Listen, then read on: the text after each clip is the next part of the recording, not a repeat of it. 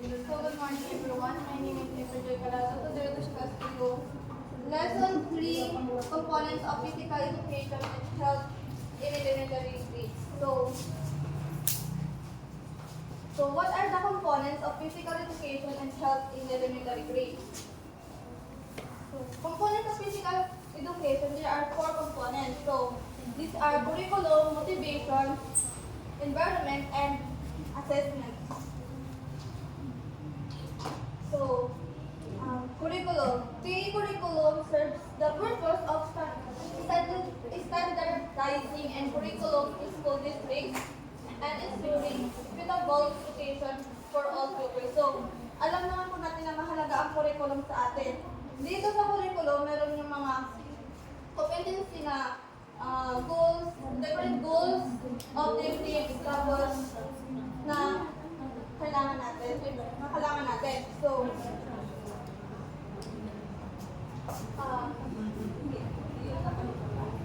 it also results in improved teaching quality and increased consistency in education. So the DepEd or the Department of Education is slogan Physical Education here in the Philippines in Move to Learn and Learn to Move. So, ang ibig sabihin ng Move to Learn and Learn to Move, ito yung ang mga bata is matututo habang nag-move. So, halimbawa, yung mga grade level to grade 1 to grade 6 is habang nag-aano sila is mayroon silang natutunan. K-stage standards.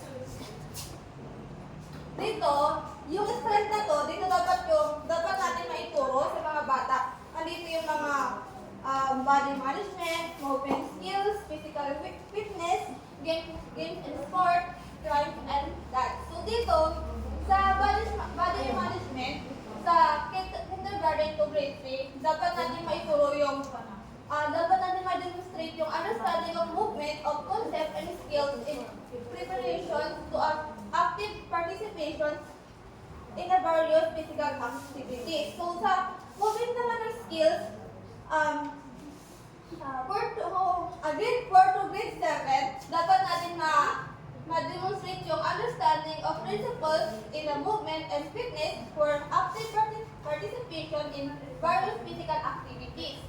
Tapos sa physical fitness, games and sport, events and dance, ito yung dapat natin maituro sa mga bata. So understanding and integrating physical activity, behaviors, and achieving an active lifestyle. So, dito naman tayo sa K-stage. So, grade 1.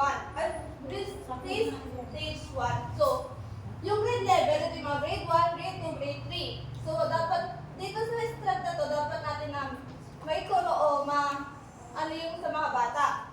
Dito sa by quarter yan. So, quarter 1 to hanggang quarter 4. Dito sa body awareness, space awareness, qualities at qualities of efforts relationship. So, dito, sa body management, movement skills, rhymes and dance nga, yung kanina. Tapos, yung participation in durable swimming game, action, song, simple game, swimming, time, and activities. So, yun nga diba kanina. Pare-parehas lang yung mga nila dito.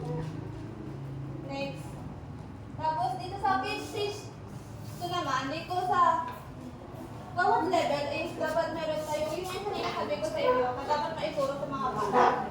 Dito, meron tayo yung mga sa grade 4, physical fitness, games, sport. Madalas lang ang sa grade 6 yun. Ang pagkakaiba lang nila, madalas lang ang pagkakaano nila, yung targets nila, yung dapat nilang maano sa mga bata, yung games, gano'n. Mga fields, mga games. Tapos next, so motivation. So adults those over the age of 18 are more likely to repeat the behaviors they develop during childhood and adolescence from 6 to 16 years old. For the reasons, the teacher and parents must encourage children and teenagers to live an active and safe lifestyle.